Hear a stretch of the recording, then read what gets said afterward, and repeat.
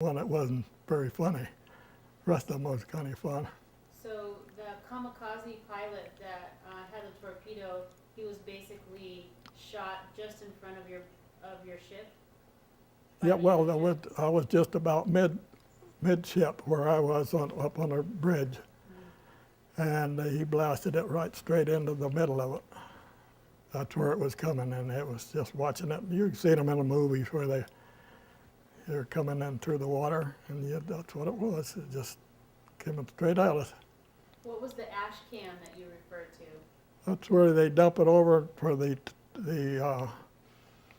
it's a can about so big around, and it's full of powder, and they can blast it off, and they use it on submarines. You know, they drop it over the side, and it goes way down and blows up and gets rid of the submarines. That's what it was. So that's what they used to get the. Yeah, the guys had seen the guy coming in, and we were shooting at him, and they knew what the heck they were doing, and they just dropped that thing off right in front of it. They said that, like I said, that 3 times in the whole war that happened, that they did that. Tell me, explain a little bit more about the cables that you're talking about. You said they cut. Well, the cable? cables were coming from a stack, which was like a 6-foot diameter pipe that stuck up where the exhaust come out, and the cables would come off of there and down to the side to hold the thing up and everything, and they're just sticking down all around it. And when he got over me, and I turned around and looked, and these cables are just floating around up there. And I thought, man, but he shot over my head. So I was fortunate there. Wow. So how did it feel to be in the middle of that kind of action? It was exciting, but it wouldn't be exciting now, but back then it was exciting. And I was just mad because he got down to where I couldn't get to him. You know, my gun wouldn't go down low enough to get to him. And he stayed up. If he'd have stayed up where he was, I could have shot him out of the sky, but he didn't. He knew what he was doing. But most of those kamikazes, they just came in and just turned. You could just see them turn and go straight down. And no way you could stop them. You couldn't shoot them down, nothing. So they just blew our ships all the heck. Yeah. And that was a lot of ships that it destroyed that one time. Yep. Yeah. Yep. And what was it like to be on your ship and have the other ship that was next to you blow up? It was sad because, you know, some of your friends or buddies were in that and they were dead. That was the sad part. You know, the ship you could rebuild, but the guys getting killed, that was bad. Thinking back to your first encounter, you're working as a gunner on the ship, and what was your first encounter with one of the planes? First one was coming around, and they just told us I think it was Christmas Day, or anyway, this one was coming around, and they kept circling and come back in on us, and then the guys up forward, there was a 3-inch 50 gun up there, and they shot the guy down. And first shot they missed him, second one they got him and knocked him down. And another one come around and we got him. And it was kind of exciting then, you know, to see we got rid of the enemy, but like I say, I would not want to do it again. Mm-hmm. Do you remember where you were at when that happened? We would have been, at the time we were headed on up toward the Philippines. And how far up we were been out for quite a few days. Anyway, probably out in the middle. Mm-hmm. And do you remember with most of the battle action that you were involved with, was it primarily out kind of in the open sea? Or were you closer into some of the islands? Or? Oh no, it was all out in the open sea. Mm-hmm. When we pulled into a port, we pulled in and pick up fuel and supplies. And but that's the only time we'd see land. We'd go for weeks and not see any land at all. And then one time when they got Pearl Harbor, you know, they sunk all those ships that was in there. Well, up in Manila Bay, which was up in Philippines, the Air Force caught Third Fleet in there, and they sunk them. I know when we made it up there, so we were going in to get fuel, and there were so many sunken ships that you just had to kind of, our ship I was on was 850 feet long, so we'd scrape by on the one that was sunk. So anyway, the Air Force got even there, so they splattered all the Japanese fleet was in there. They just sunk them all. Now, how many ships did you serve on during your time in World War II? Let's see, Coffeyville, about, I think, 4 of the Liberty type ships, and then 1 gunboat, would have been 5. And then, what the heck was one other one I was on, and it was like a gunboat too. No, it was on a destroyer escort. I spent a little time on that one. So, what, like, I'm forgetting the name of it. What company were you with, or what? Oh, you mean, Yeah. oh, what's, I don't know what the heck we were called, and, you know, we were just gunner, and we were charged. I'm sure that there was a 160th or a Yeah. 200 or whatever it was, but I don't remember what the heck it was. Yeah, I can't think of the classification at the Yeah, moment. there's, I know what you're talking about, Yeah. but I don't know for sure what the heck we were. Blanked out on that, but, so were you, your position was such that you could kind of move from ship to ship, you would just be assigned to different ships, as opposed to staying with one particular? We stayed in one particular one till we come back to San Francisco, and there then we'd maybe spend a week or so, and then we'd do whatever we need to pick up and take off again, and then we'd be gone for a month or 2 or 3, and I think one time we were out 6 months on the same ship. Mm-hmm. But sometimes you would go back on the same ship, and sometimes you'd need you on another ship, so they'd ship you down to another one. So I think it was on 6 different ships. Yeah, how many men would generally be on those, the Victory ships that you were talking about? Well, of the gunners, there'd be about 25 gunners, and then there'd probably be 100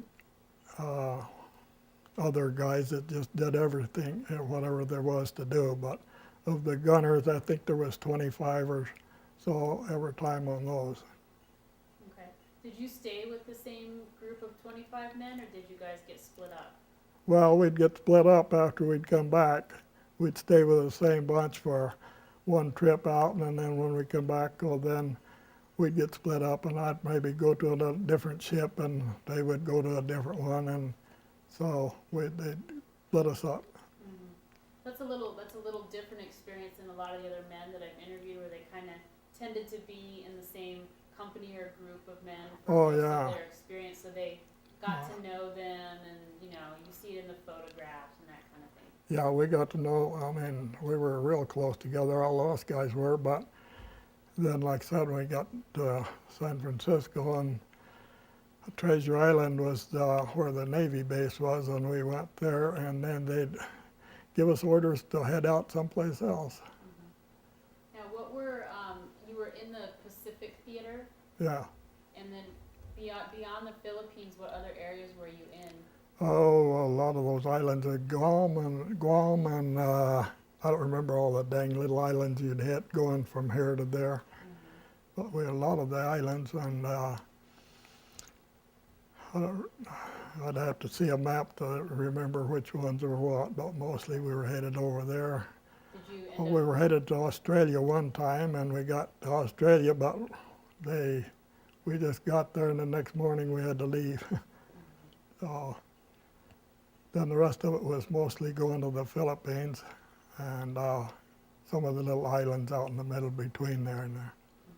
Did you ever end up in the area of Japan? Did I end up in this area again? Same one? In Japan. I ended up, well, in the same area, you mean? No, did you ever end up going to Japan? I'm sorry, Into Japan. Did you ever go into Japan? east of the Pen. Into Japan. I'm sorry, Did you ever end up going into Japan? into the Pen? Into the Japanese islands? Oh, you mean, oh. It's a big island. Yeah.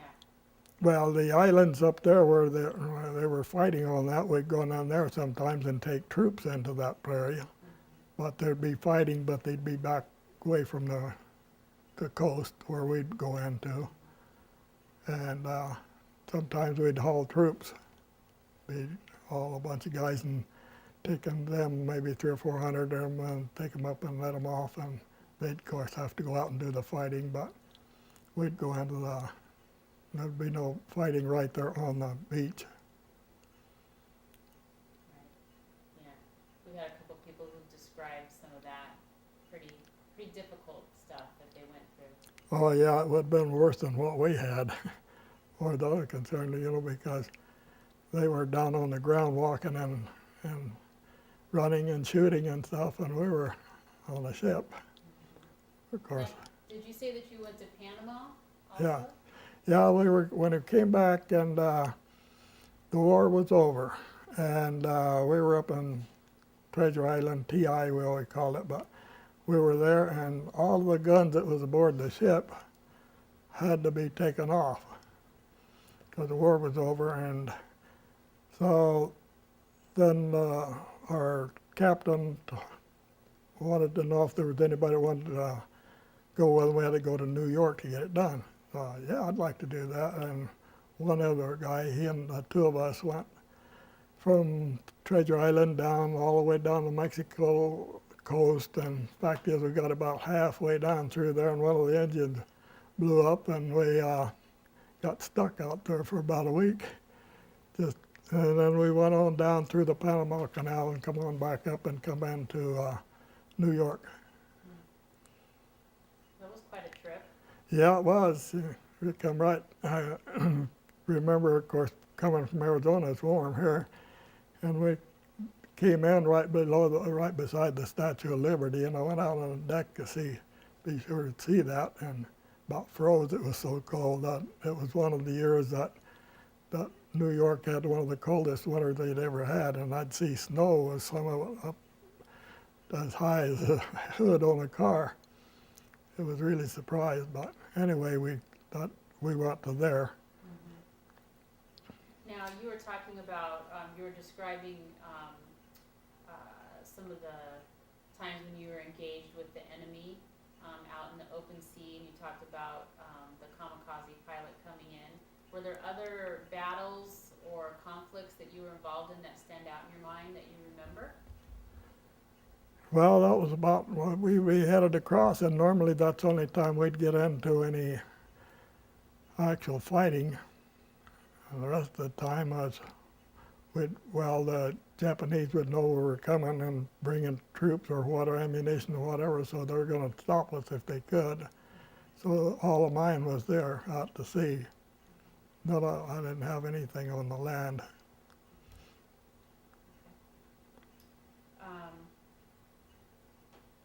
Do you remember any of the men that you served with? Did any of those men stand out in your mind? Well, those guys that I had showed you the picture of there, some of those guys, and I just remember I got another picture of one of the guys in there, but one of the Yo was one of them name, and I don't know, I got the names on the back of the thing there, because I remember them all.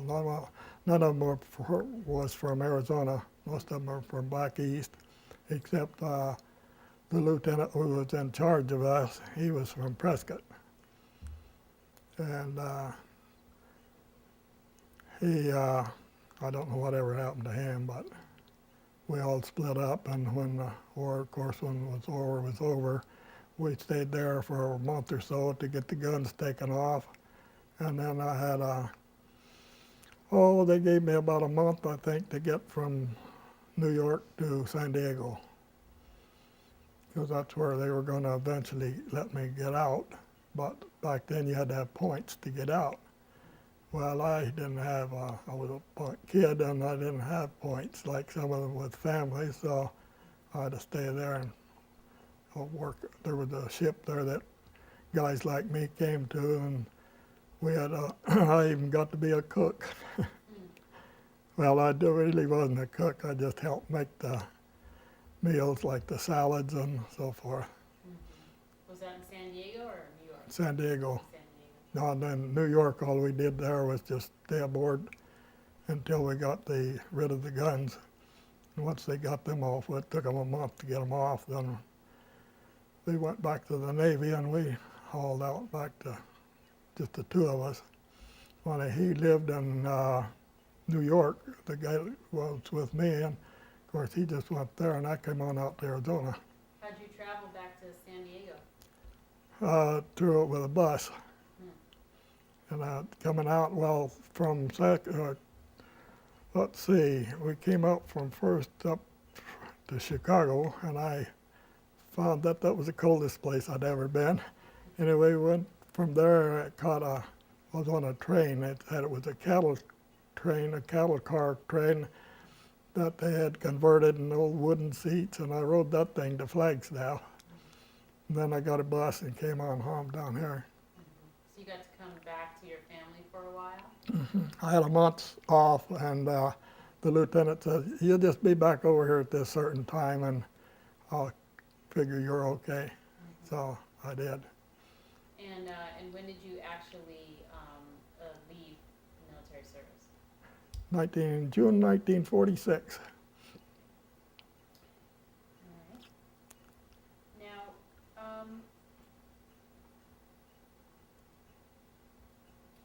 what do you think are some of your strongest memories of your experience during World War II?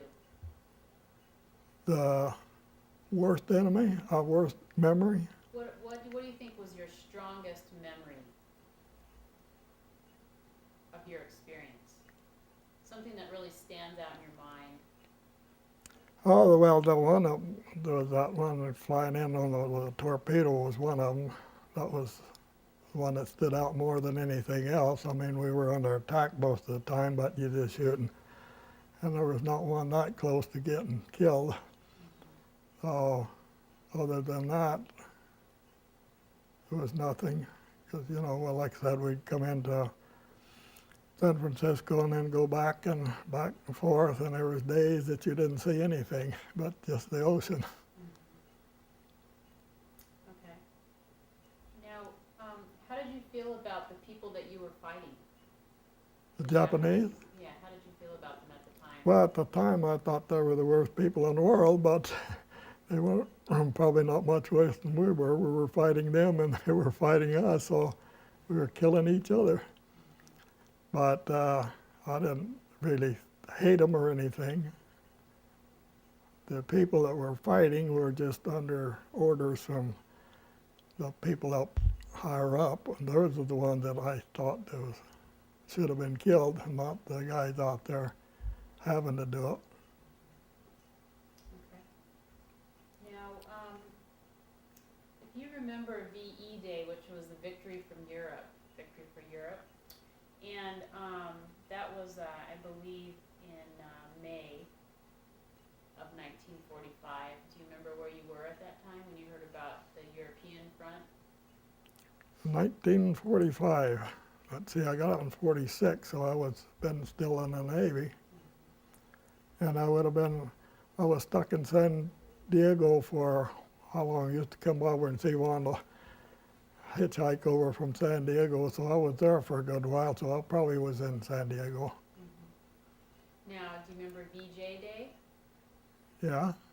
But when that happened, I was in San Francisco then. In fact, as we were getting ready to pull out, and we got the news, and then, oh boy, we don't have to go back. But we did. They said, no, you got orders, and so you're going. So we hauled out and was gone a month. And that was a fun trip, because we had thousands of rounds of ammunition aboard that ship. And they said we got about halfway back from the trip we were going on, And they told us, well, we're going to throw the ammunition over the side. And I told the lieutenant, I said, hey, can I shoot some of mine up? And he said, shoot all you want to. So I knew some friends in the back in a gun tub in the back that weather, there were guys that checked the weather, and they had weather balloons about 4 or 5 feet in diameter. And I'd let them, I'd say, okay, turn them loose, and they'd turn them loose, and they'd go up there, 500 yards, and I'd take that 20 millimeter and shoot them down. And then that was a lot of fun, and the first thing I know, the guy behind me was doing it, and the whole damn ship started shooting at those balloons, those weather balloons, because we were just going to have to throw it over anyway. So I shot up a heck of a lot of it. That was the most fun I ever had. Okay. Another question that I have is, what medals or citations did you receive? Citations? Yeah, or medals. I didn't get any medals. Did you receive citations? No, I didn't get. I was a seaman first class, and I took the test of a coxswain and, the gunner's mate, and I passed it, but we were all about over with anyway, so I didn't really get anything. So I had I had 3 or 4 of the little gadgets on your, I don't know how many there was on there, about 4 different things that they gave you that tells you were a halfway hero. You know what they, So your classification was Seaman First Class? pardon? Your classification was Seaman First Class? It was seaman first class, and it would have been gunner second class. Gunner Second Class. But then I didn't go ahead and finish that up. Okay. Now, how was it that you met Wanda? I met Wanda when I was on, I think it was on that leave when we dumped the guns off over in New York, and I had to go back to San Diego, but I had a month or 6 weeks or something to go, and I came home. And I had a cousin that was going to school in Chandler, and I don't know, it was downtown Chandler or something, and Wanda and her was walking over on the corner of downtown, and what would that be, Arizona Avenue, and the little street that goes by there. And anyway, the 2 of them were standing over there, and I was walking on the other side, and my cousin said, you see that sailor over there? And Wanda said, yeah. She said, well, that's my cousin, you want to meet him? And so Wanda said, oh, I guess so. So anyway, my cousin called me over, and I met Wanda then, and then we dated, and I found out that's the one I wanted, so that was 62 years ago. What's your wife's maiden name? Pardon? What's your wife's maiden name? Maiden Mathis, Mathis. Mathis, Mathis. Okay. Then we dated and then I had to go back, and I was gone for about, I don't know, 6 months or more, and then got stuck over in San Diego, and then I'd hitchhike home